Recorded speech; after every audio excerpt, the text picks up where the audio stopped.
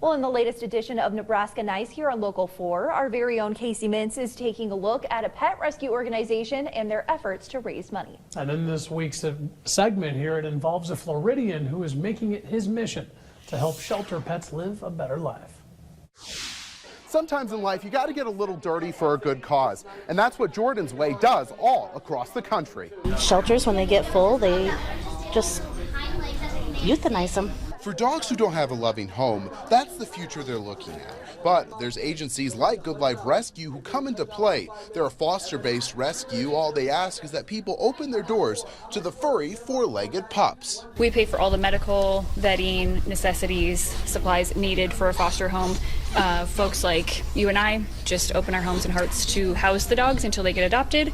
And that's quite a bill rescues are left to pay at the end of the day. Every dollar counts in rescue. You know, that's how I really got involved with this. When I found out it was $20,000 a year to feed the pets, just to feed them, literally, my heart sank. Donations play a major role in Good Life carrying on their mission, and that's where Jordan's Way comes into play. What time is it? Get it up!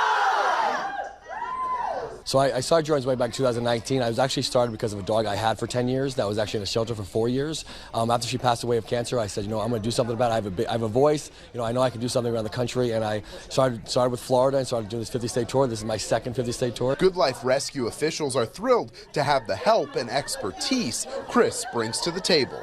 It's an amazing experience to have somebody who has this much knowledge on fundraising to be able to come down and help support our rescue in this town and get our dogs out there, get our name out there. So whether it's a pie to the face, You ready? Here we go.